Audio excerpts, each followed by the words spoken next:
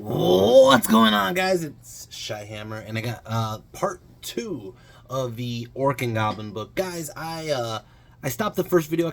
I noticed I was kind of rushing anyways, and I want to kind of go in a little bit more depth on what I've noticed in the book, more of a deep dive. And I know I stopped on fanatics, so I'm going to get back to that in a second when I find it on the damn page. I'm scrolling up. Here we are, fanatics. Now, the fanatics, and I'm just putting these out back to back, so I haven't seen any of your feedback on the first video yet. But the fanatics, they're the ball and chain. I don't think I have any sitting around me. I have a couple unbuilt down there, but anyways, they're the ball and chain goblins that they pop out of a unit. Now, there's a couple things that are really interesting about the fanatics. Number one is it's they cannot be targeted, and that's a big thing. They're 25 points. They don't have any stats. Their movement is 2d6 and a random movement, so you're going to need 2d6 plus the movement dice, or the scatter dice, okay? If you go to Adepticon actually has Adepticon dice that are scatter dice at the same time. They're actually pretty cool. They have 1, 2, 3, 4, 5, 6, but then also you can see there's a small arrow on each side of the die that's pointing a direction. So it's a scatter dice plus a number. Something fallen. Anyways, if you roll doubles on your movement, on your random movement, you will die. Your ball just swinging around and boom, just crush into your head and you just die straight up. Or you could just imagine you tripped yourself and died. If you hit any terrain, I believe there's a dangerous terrain test. Let's see. If it brings it in a unit friend or foe. Let's see. I don't really see if it says anything about death to a fanatic. Yeah, there it goes. If a fanatic moves onto difficult, dangerous, or impassable terrain of any type, or a linear obstacle, which means wall, by the way. A linear obstacle is a wall, a gate, a fence, something that's just a small, short line. It dies. So basically, if it hits anything other than a unit, it dies. But because of that, they do not allow you to target it for spells. So that's actually, like I said, an upgrade in this book, in this edition, that you cannot get hit by magic missiles. You can't get hit by shooting. That thing is just going out there until it either rolls doubles or until it hits a wall or until it does nothing. It just kind of spins around. Sometimes there's a unit here, you release it this way and it goes whoop, that way, and it just stays going that way the rest of the game. It just happens. To release the fanatics, it happens at any start of a sub phase. So you can put your goblins in a, let's see if we can do this with John's models real quick. But basically, you got a marching order. You got your rank, right? So if everybody's facing that way, and then we're just gonna, for the purposes of this, we're just saying we got 3 guys in a rank this way. We would normally move 4 inches or march 8. Okay. If you go into a marching order, which is 1 rank but triple the amount of guys, I think it's, as long as you have more files than ranks, or sorry, more ranks than files, excuse me, so you could even be like that, 1 and 2, you could march, and you could do triple marching. So you could march triple your movement if you're in marching order, so in a marching column. So with that being said, you could do a move, march, get out there, and then throw out the fanatics. And after that, you just kind of hope to kill what you need to kill. 25 points is a lot of points for what it does. They cannot panic their immune psychology because they're shroomed up, and they are swinging a ball and chain, and they are just happy as can be, high as a kite. Okay? I know people like that. Just saying. Or I knew. Anyways, that's enough for fanatics. Let's go into Night Goblin Squig Herd. The Squig Herd is a unit of squigs with goblins behind, prodding them to go forward. You need 1 goblin per every 5 squigs you have. The squigs are now moved on to 25 by 25 bases. Squigs are only 10 points a model. They are strength 5. They are initiative 4. On a charge, they'll be initiative 7. They are only movement 4. I thought they would be faster on that, but they are strength 5. I don't think they're AP 1. Yeah, they're why does it say huge gob? I don't know. I have to read that. I think they're AP 0 to be fair. They are Motley Crew allowing the goblins to attack as well as the squigs. And I honestly, it's pretty interesting. They are warbands, so you're going to get better leadership the more ranks you have. Not that you really want them ranked up. You probably would want these, 8 to 10 wide and just gobble whatever the hell up. Also, something I noticed in a game that we played yesterday, if you go too wide, the wheel does count for your charge ranges, so going too wide could be a detriment to your charges, where you can't get in because this side's so far from the target. Outside of that, they do have hatred to dwarves. They have immune to psychology. Impetuous means that they want to charge stuff, so you have to roll to see if they do or don't want to go. It's like a soft frenzy, more or less, but it's supposed to replace animosity. Let's see, they're open order, so they don't really get rank bonuses. And if you kill or if you break them from a combat, they do what's called Squigs Go Wild. Squigs Go Wild basically means that for every 5 Squigs you have, you're gonna roll a. Let's see, it's 2d6 or d6? No, sorry. If they break, everybody from 2d6 range around them takes a d3 strength 5 hit for every 5. In the past, in previous editions, people would just bring units of 30, 40 Squigs, but then have only a couple handlers and then walk them ass backwards where the handlers get attacked first, causing the Squigs to just blow up. I think it's a little expensive for that to be worth a damn to do it that way. Trolls is one of the reasons why I'm playing this game. Just being dead serious, And I love Baldwin, who worked on the T98 book, but Trolls was my bread and butter, man. I love Trolls. There's Trolls, there's common Trolls, there's River Trolls, there's Stone Trolls.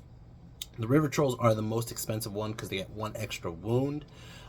That's all they get, really, is 1 extra wound. The Stone Trolls is the one that gets a lot of love. They get armor 5 up, and they got the regen, of course, because all of them have regen.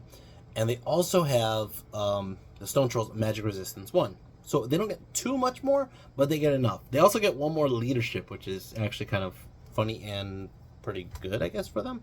All the Trolls start off with a 6 up armor and a 5 up regen. The Stone Trolls get the extra armor. Now, the cool part about this is, first, let's go over the negatives. They have stupidity. So you have to take a leadership check around them at the beginning of the phase to see if they even do anything. Stupidity, if not, they're going to just stumble forward and be stupid for the turn. With a leadership 9, 10 unit of goblins or orcs around them, doesn't really matter. And the reason I say leadership 10 is because you could have the warband rule push you to a leadership 10 easy. So stupidity is not a big deal. They nerfed Troll Vomit and Stomp. So basically you cannot no longer do an auto hit strength 5 AP 10 hit with the Troll Vomit. Troll Vomit happens at the Stomp phase. It happens at the end of the turn. After every attack's been made, they get a strength 3 AP 2 Vomit attack. And I think... Oh, it does hit automatically. Okay. Alright, so... The coolest part about Trolls right now is they got the Great Weapon upgrade. They got a weapon now. And they have... Either you can take additional hand weapons, which 4 attacks each on a Troll, strength 5 is pretty nice. But they're not any armor piercing. They do not have any armor piercing unless you take a Great Weapon. Well, the Great Weapons are only 1 more point than an additional hand weapon, and the Great Weapons allow you to have AP 2, but also Strength 7. Strength 7 Trolls. I'm going to say that again. Strength 7 Trolls! Holy shit, man. God. Strength 7 Trolls, they could beat up a tank. I'm sure they're AP 2. They just wail on a tank, though. Boom, boom, boom, with freaking clubs and trees and stuff like that. Besides that, there's something that's interesting on here. They have what's called flammable. Flammable, just because you have regeneration doesn't mean a fire attack will take away regeneration. That is a new thing to the old world. You have to have regeneration and flammable. And if you're flammable, then getting hit by a flaming attack, then you lose your regeneration. All the Trolls are flammable. Okay, so they take damage to fire as normal, as they originally were intended to. Orc Boar Boy mobs. Now, this unit is extremely fun. I would love to make it work. I'm having a hard time with how much you have to invest in this unit. Boar Boys are movement 7. They have this really cool rule called countercharge. Countercharge basically means if cavalry, monsters, or chariots are charging you, you can charge them back as long as there's enough movement for you to do either or. It's kind of like quick to fire. So if these guys were so close that they're going to charge you and you don't have enough time to react, that's within the movement profile of this character here. But if this character over here is way over here and has, needs to roll, 3 or 4 to get into or 8 to get into you, you can counter charge back, and they basically, I think they charge, but you just turn towards them. But if you do that, you also have Furious Charge. Okay, you have Choppas. You could give them a Banner of Butchery. Okay, you could give them light lances, but they're called like cavalry spears. And all of a sudden, you could have a strength 5 counter charge to them, including the fact that you're going to get like 2 attacks apiece. If you put a character in there, it just beefs up even higher how much your damage you're doing. The thing is, once you start to do that, this unit no longer turns into a flanking unit. It turns more into a center unit, and it's a little bit more, not that it's not viable, it's definitely viable. It's just you're going to have to play a certain style, and you're investing a lot of things in this unit. Now, right off the bat, you can get common orcs with heavy armor, shields, and the cavalry lances for 3-up armor. Base strength 4 on the charge, counter charge. Okay, 5 if you took the Banner of Butchery. You could upgrade them to biggins, and it gives them an additional strength. So the max right there is going to be strength 6 on a charge, but strength 4 if not. If you got charged, if you got flanked, if you've been in a combat, or if you're just kind of falling back and go to order and you're really close. And then you could take away the armor. You would get the armor from the pig. You would get the armor from a shield. And that's it. You would have a 5-up armor, but you could have Frenzy and War Paint. One of the biggest issues with this is that since you have such a huge charge range, you will be Frenzy checked often. And it's not even a check. You just, if you're frenzied and you can charge something, you charge it. So that is something that is dangerous with a cavalry unit that you would like to spend a lot of points on. If you don't want to spend that many points, if you want to just take like a bare bones unit, I think it's not even that expensive. I would have to play with it, but it's possible. It's not impossible. I have some really cool Savage Orc Boar Riders that I have them riding dinosaurs, and I like the way they look. I would love to play them. I don't like the strength of the model that you have to, like, I don't like just having a base strength 3 and then I'm going to be strength 4 with the cavalry spears. Strength 4 is not enough to sell me on the fact that I would like this unit as a mobile unit. But like I said, if you want to take the upgrades, if you want to take the biggins, if you want to take the banner, you can. The thing is, and this is something I noticed earlier on the regular orcs, it doesn't tell you you could take a magical banner in this unit, so that means you would have to take the BSB in the unit, and that's where it starts to get a little like I have to invest more into this unit. Goblin Spider Rider mobs. Goblin Spider Rider mobs are actually pretty friggin' cool. They are the spiders, and they have poison attacks. Now the cool part is they are light cavalry, so you have these guys on top who are just shooting. You could buy the short bows, you could have the spears, you could have whatever you want, really. They're not even that expensive, but they offer the riders poison attacks.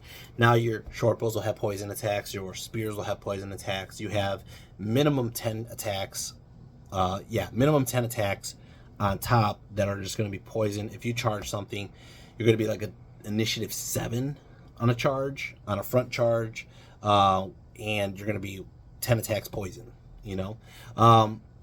Unfortunately, none of them are armor piercing, so that is a dangerous spot to be in. but it is very possible. Okay. Goblin. I'm sorry. Oh, there's something too I want to. I've gone over. I forgot to go over. You have move through cover on this unit, so you can go through a lot of terrain. Terrain is a big issue. This book. I have 4 games I played. Terrain has played a huge part due to the fact that it blocks line of sight with forests. Terrain causes you to slow down tremendously, and charging through dangerous terrain has been a lot more difficult or harder to get to the other side. They do have move through cover in this unit, and they do have the warband rule. They also have swift strike and impetuous, and they also fear elves. The goblin wolf riders are their common orc cousins, but they do move further. Goblin wolf riders, if you guys know me from 9th age, you know that I would take either wolf riders more times than spider riders, and I would switch back and forth. But the wolf riders, just because the fact that that movement is so huge, 18-inch march is so huge to get the chaff right where you need, right when you need it. Also being able to like reform into like a long line and just block multiple charges with goblin wolf riders. The cool thing about the goblin wolf riders this edition is they basically mirror the spider riders, except they don't have that move through terrain. But what they gained is they gained chariot runners. And chariot runners is pretty big. I'm going to go into chariots in a second. But chariot runners allows you to charge through your chariot runners and just nudge them over. And when you do that, they just move out of the way, and your chariots can basically set up any kind of charge you really want. And that's a pretty big deal. That's a pretty big deal. They also have fire and flee. They do have the rest of the rural skirmishers and warband and fear elves. No poison attack, so. Alright. Night Goblin Squig Hoppers. Night Goblin Squig Hoppers. These are the ones that are mounted. The goblins are on the squigs. Squigs move a random 3d6 movement, so they're just basically jumping from spot to spot. The squig hoppers are, again, strength 5. They also offer impact hits. They're 1 impact hit each. So 5 of them, you're going to get 5 impact hits, strength 5. That is pretty much what they're used for. They're cheap chaff, but they're dangerous chaff. They're more or less taken as counter chaff. They can play huge roles in some damage, created from them. They do have a hatred to dwarves. They do have the fact that they are skirmishers. They're going to take bow fire and stuff a little bit better because they are -1 to hit because of skirmish.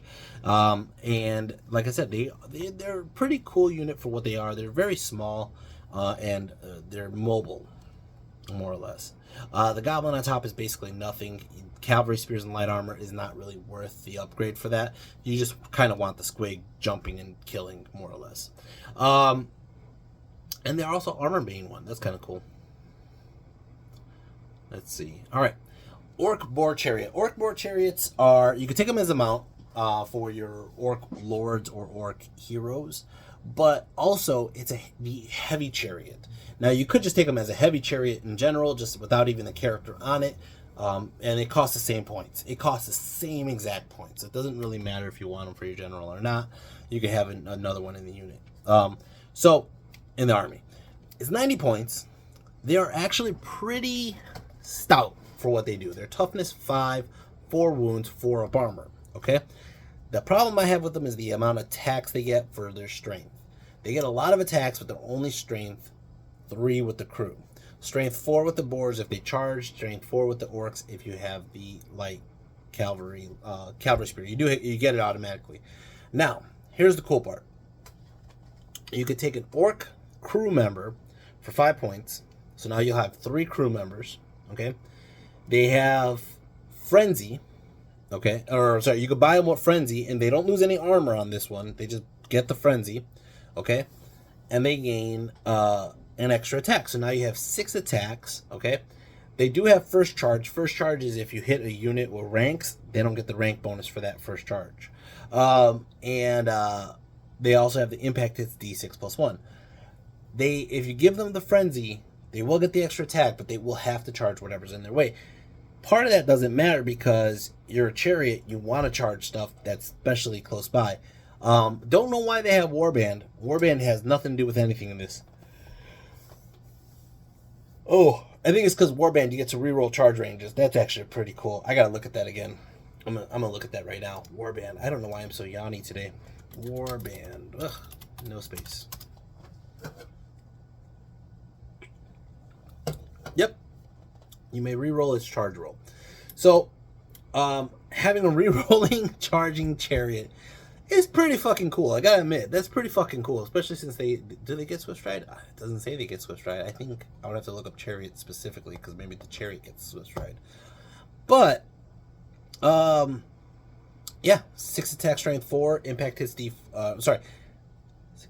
8 attack, strength 4, impact hits D6 plus 1, and a 6 of ward with war paint, for like 112 points I think it comes out to. It's a pretty cool unit. I like it a lot. Goblin with Chariots, it's the same thing but lesser. It is a light chariot. It only gets D3 plus 1 impact hits, but it's a lot faster. Those of you who know me from 9th Age, more or less, you see that I would run 3 Goblin Chariots in a unit all the time. I call them the K-Pack. And I would do that just because very simple. For amount of points I'm spending on them, I could have bought a war machine or 2, but they are more consistent in doing damage because they're gonna ram something as strength 5 impact hits. Here they lower the amount of impact hits they're gonna have, but for what you're paying here, you're paying 53 points for a Goblin Wolf Chariot that's going to do D3 plus 1 impact hits. You could get 3 in a unit, 5 in a unit. 5 is the max. Plus, you can put a character in, so you could have 2 ranks on them if you really wanted to. And you would have 6 wide, which is huge, because you're not going to get the wheel off on everything. And it's going to be 6 D3 plus 6 impact hits. That is crazy. That is crazy, especially with the way the rules work right now, where not everybody has to be touching in combat. You could have them kind of clip, and then everybody beyond the line is going to get impact hits and attacks. That is crazy. Snotling Pump Wagon, it is a random mover chariot. It's only 35 points. It is cheap because it is garbage. It does have armor being 3 on impact hits. It is immune to psychology. It does have impact hits D3 plus 1. Besides that, it's a 2d6 random mover. It's only strength 4, and you have a bunch of snotlings on top that are strength 2. Some people love and live and die by goblin tactics like this. Not me. I don't even own a snotling pump wagon. Maybe I do. Maybe I ordered one from George. I don't remember. I know I asked him for one. Wyvern. The Wyvern is probably one of the best mounts. The mount offers your orc general orc shaman, your weird knob,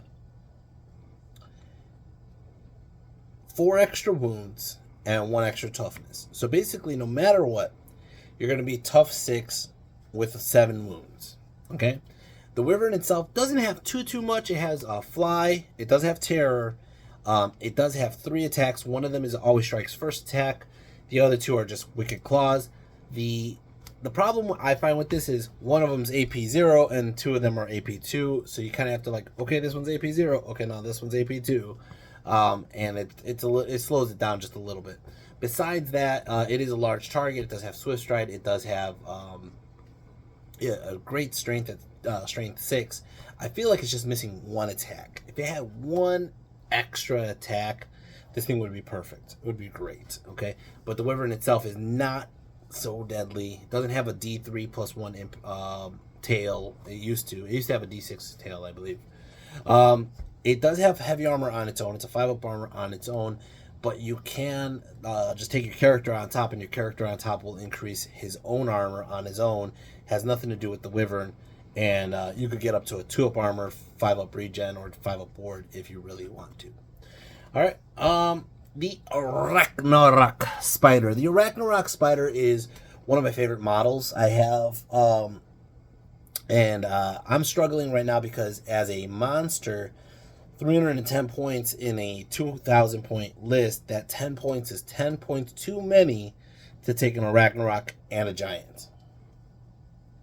In a 2,500 point game, not a problem. In a 2,000 or 1999 game, it is 10 points too many.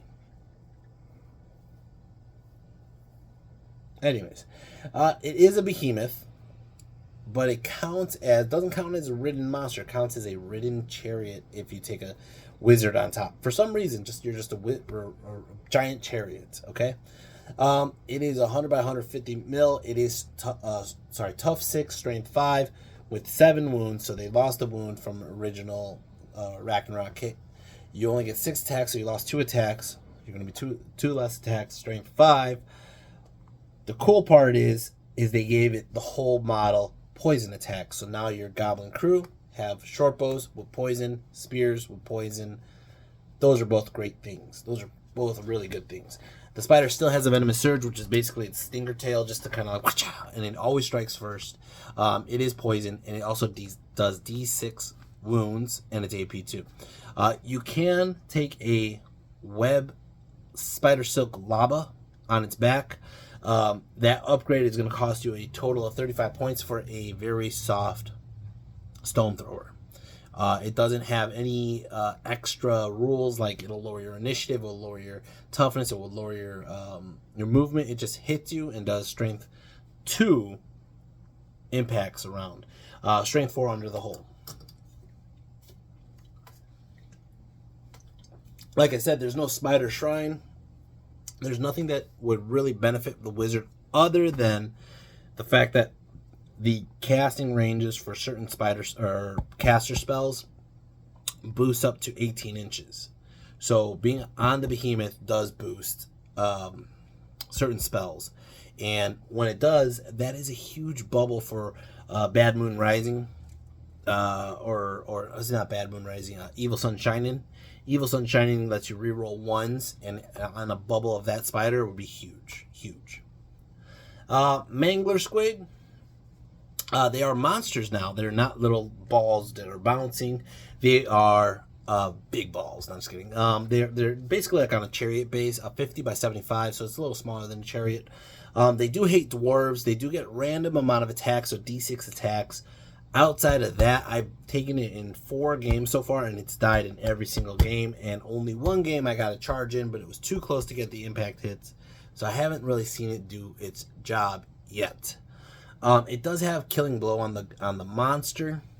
The impact hits are AP 3, which should be good. And basically, the Mangler treats all terrain as dangerous terrain. That is crazy. Or all difficult terrain, I should say, not like a hill. All right. Giants. Giants are one of the funnest things I've experienced. I didn't play a giant, and I'm just being honest with you. I didn't play a giant in original 8th edition. I was dead set on the spider.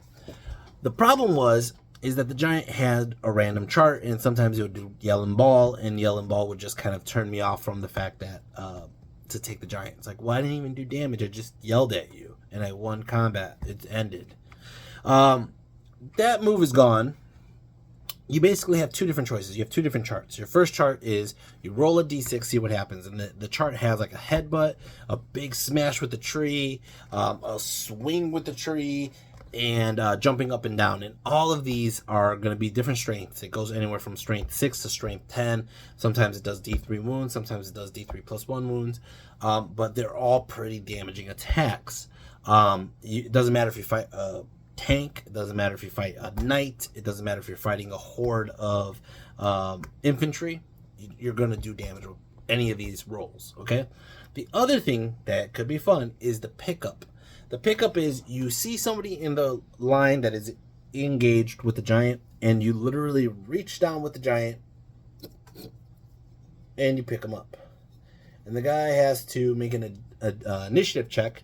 If he fails the initiative check, this guy gets either eaten, shoved in his ass crack, or put in his bag, or chucked in the air and never seen again, and that guy disappears off the table. That is insane for, like, if the giant was to attack a dwarf king or something with a slower initiative that has a chance to actually fail that. It is pretty dumb to do against like an elf, where the elf is almost always going to make the check. Bolt throwers. You can take a bolt thrower. It used to be a spear chucker. Spear chucker. It is a skirmisher for some reason. Don't understand that one. And what happens is the bolt thrower is strength 6. It's a standard bolt thrower. It doesn't have any negatives. It doesn't have any positives, really. It's relatively cheap for what it is. It has a shitty ballistic skill only out of 3.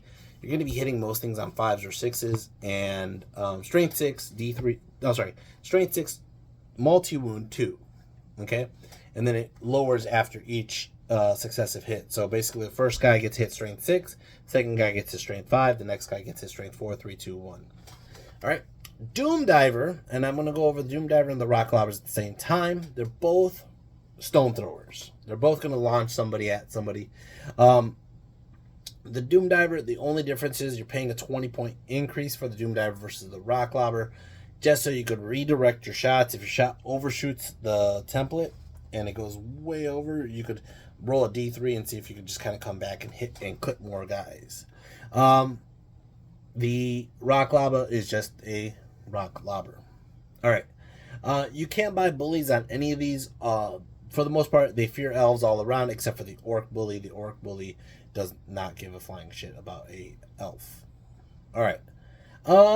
That's it for my review of the army lists. We got magic items, and let's go ahead and hit those. Magic weapons. The first one is the Battle Axe of the Last Big Wall. The Battle Axe of the Last Big Wall used to be the Axe of the Apocalypse, and there was something else that was called. Basically allows you to get D6 extra attacks.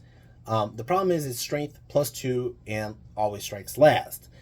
Because of that, it's not worth it. It's not worth it. You're going to strike last. You're going to be basically swapping your healthy initiative 6 to an initiative 1.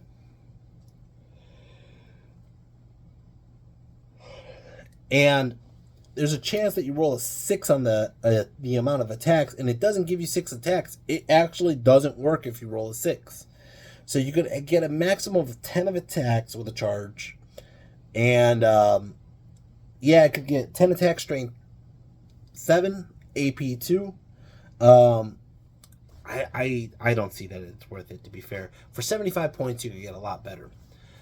Like Porco's Pig Sticker. Porco's Pig Sticker is next. Porco Pig Sticker is +1 strength, AP 1, armor bane 1. But it has a little blurb here, and if you read the blurb, for 40 points, basically, every rank that the unit has, you get 1 extra attack if you charged.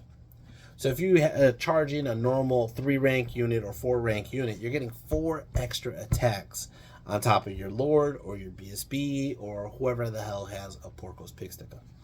The Choppiest Choppa.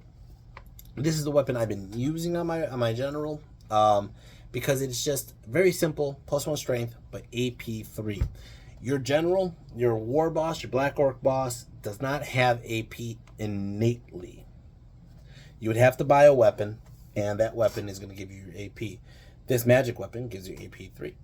Very simple. For 35 points, which is not a lot. The Wallopa's one-hit wonder. I was heartbroken when I found out this only could go on goblins. But then I thought you could always just take a goblin wolf rider and just have them charge out with this. Or, because it's 15 points, you can take this on a champion. You could just take this on a champion and just do a single strength or double strength, 10 AP 3, always strikes first weapon. So I believe 3 out of the 4 of those weapons are really good, and you're going to see the 3 out of the 4 of those in almost every list. Once in a while, you're going to see a battle axe list, and once in a while, somebody's going to be send me a message in a DM and be like, "Hey, did you see this battle axe?" Yes. Did you see my goddamn review I did on it? All right. Magical armor. I like both of these, but the troll hide trousers. First of all, they have an asterisk, which means that they are common, which means you could get more than 1 pair of troll hide trousers. They offer the person regen, but they do not offer flammable, which means flaming attacks will not take off your regen. Okay? They also offer +1 armor. They are a steal for 40 points. A steal, especially for your Lord. Okay? It says they may be worn with other armor, and since they're not necessarily light armor, heavy armor, plate armor, you could wear them on a wizard. You could wear them on anybody, really. and it'll just stack up. Armor of Mork has MR2 for a suit of heavy armor. It is kind of, for 30 points, it's a decent pickup if you just wanted to get heavy armor and then get something else. It's actually probably cheaper than buying 2 stones, whatever the talisman are called, for the magic resistance. Glowy green amulet. This is a talisman. This amulet, basically when you have somebody casting a spell on the unit that has the amulet bearer can, instead of trying to dispel it, just roll a 2 up and it automatically dispels. Okay? It doesn't say one turn only or one use only, so you can use it more than once. The only thing is if you roll a 1, it blows up and it just nukes the wizard by 1 wound who has it. The Collar of Zorga. The Collar of Zorga is a beast item, okay? And what I mean by beast is the guy who created Zorga's collar was a boar wrangler, and all the monsters talk. All the monsters know about this collar, about the guy who wore the collar, and all the monsters that are cavalry, beasts, not beasts the race, but beasts like animals, chariots, and monsters have a -1 to hit the guy who's wearing the collar because they respect the guy with the collar. Doesn't mean that the people on top have a -1 hit, just their beasts. 20 points. It's not bad for 20 points. I'm pretty sure it's 20 points that are, unless for very, very niche lists, or just saying if you fight somebody often, like I fight Phil Carl, and Phil Carl likes to ride monsters and beasts, it would be good to use against him because everything he would have would just be -1 to hit me. Magic standards. These are the best magic items in the Orc and Goblin book by far, I think. You have the big red raggedy flag. Big red raggedy flag. Big red raggedy flag. I want to say big bag raggedy red or something like that. I don't know what I want to say, but it's just trying to say it over and over again. It's really rough. It's 50 points, but it's well worth it because it gives you +1 to your weapon skill, and it has an additional +1 to combat res like a war banner. For 50 points, you're basically making a unit of Black Orcs weapon skill 5. You're making a unit of Biggins weapon skill 4, or Boar Boys weapon skill 4, and either way, it's worth its points for 50 points. There's not many banners you would take over this, but some of these other banners would be contenders. The Wog Banner, it's going to give you D3 extra inches in your charge, okay? So imagine you have a charge which you roll 2d6, you lose the top, right? But just say you have Swift Stride, so you're rolling another d6, and then you have the Wog Banner, which is going to give you a d3, which is going to be like more like that. Like that. So you're getting 6 inches, or just say 7 inches out of boar charge, plus Swift Stride, which is going to give you another 6 inches, and another 6 inches from the charge, so that's a potential 12, and then another potential 3 more, so you can get up to 15 extra inches. It only moves up your maximum charge range by 3, though, so your charge range is 7 plus 6 plus 3, and that's all it is. What is that? 16 inches, okay? Even though you can charge like 21. Let's see, the Banner of Butchery. This is the one I was talking about earlier when I was talking about Boar Boys. It gives you +1 strength if you charged. It is that simple. It is a very simple item that I think is extremely good. Guff's Windy Banner is 20 points. This is the only banner that I'm really struggling with how to take it outside of a Goblin unit, okay? Because there's very rare chances you're going to fail a panic check with leadership 8, 9, and 10. And more or less, if, let's see, Black Orcs won't take panic, okay?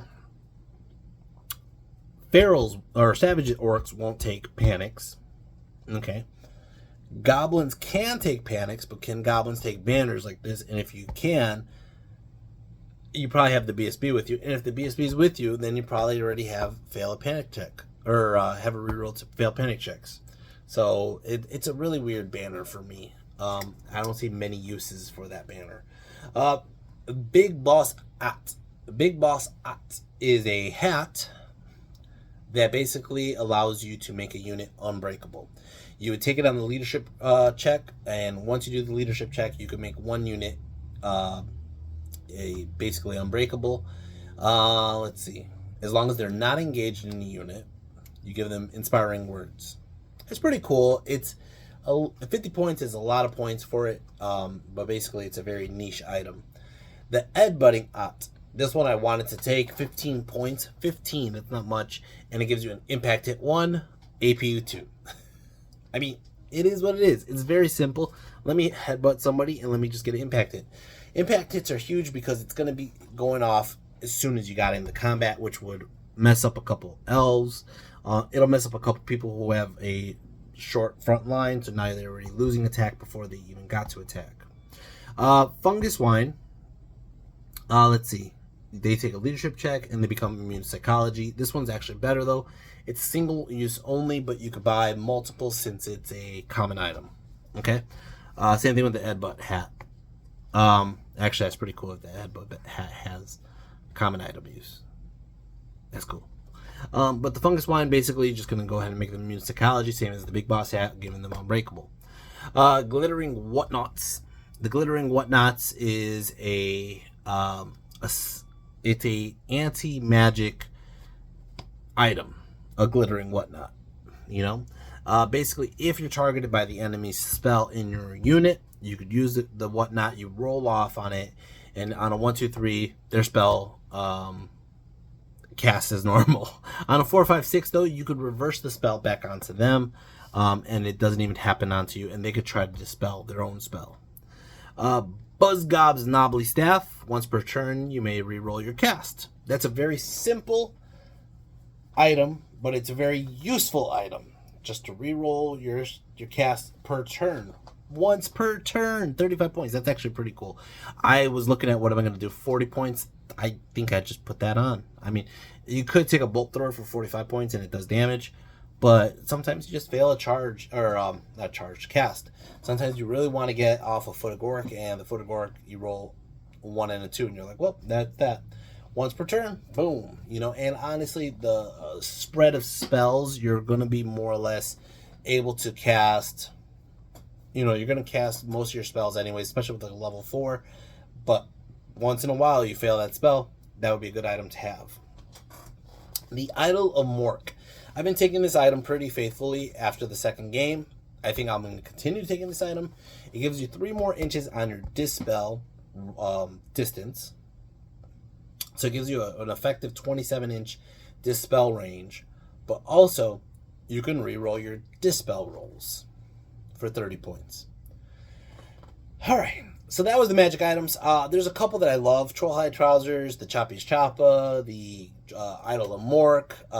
There's a couple that I would love to take, like the Headbutt Hat or the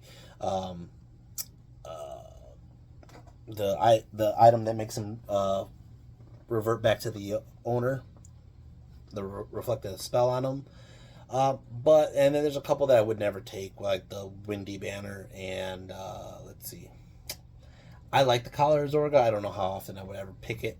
And the same thing with the Fungus Wine or the Big Boss Hat. Alright. Now, for the Orc and Goblin Special Tribe rules, you have all Goblins fear Elves. That happens. Biggins, basically, it just gives a single unit +1 strength and Armor Bane 1, which I keep forgetting about that when I roll to play. Choppas is a cool rule. Basically, you get to reroll any 1 on your wounding rolls. So basically, you can just say you get 10 hits. You roll the dice and you flub your roll. You get 10 ones. You're like, motherfucker, you get to reroll them all. Reroll them all. Not that that would normally happen, but it does. It does happen. The Boys is a Black Orc rule, which means you have to have a Black Orc character for each unit of the Boys. Orc Boys. Black Orc Boys. If you don't have one, you can't have the other. And if you have one, you have to have the other. So they go hand in hand. Okay? Ignore Goblin Panic. Orcs. All Orcs ignore the fact that Goblins are panicking. Goblins are meant to run, and Orcs know that. Ignore Panic. It's specifically to specific units, but there is Ignore Panics. Quell Impetuosity is a Black Orc rule, But basically, somebody is impetuous and wants to charge, you could just tell them, no, nope, nope, nope, come back, if they're in 6 inches of a Black Orc unit.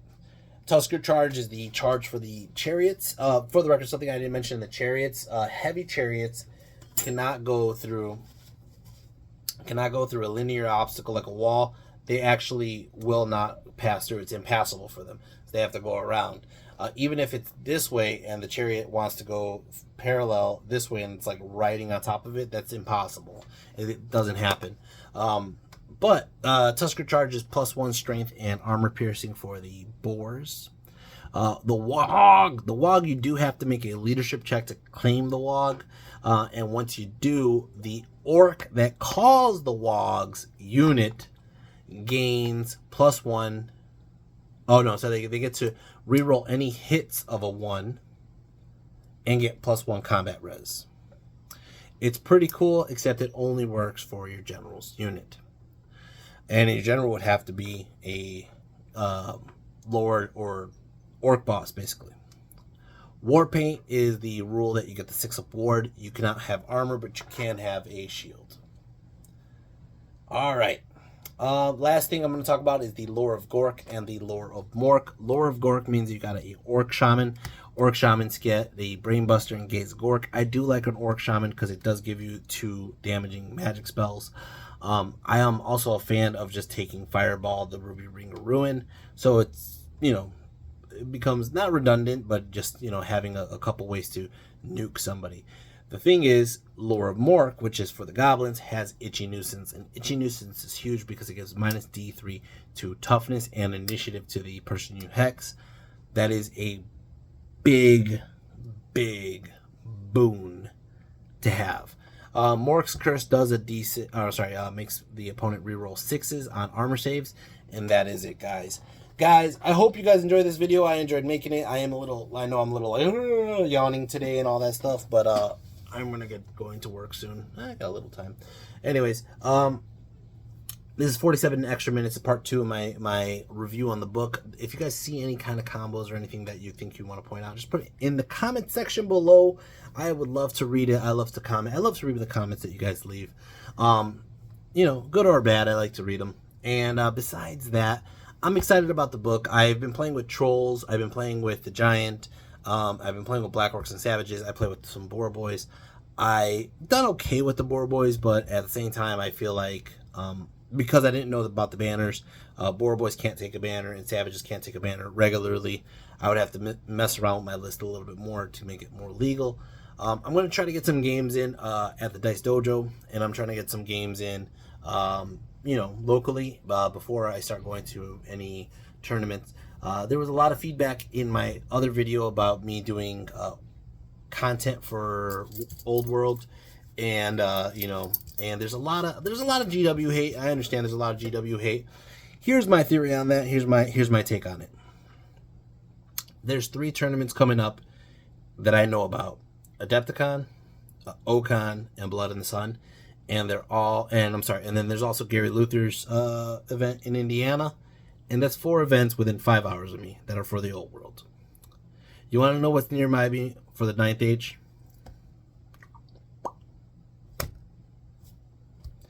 Anyways, guys, hope you guys enjoyed that. I enjoyed making it. Peace.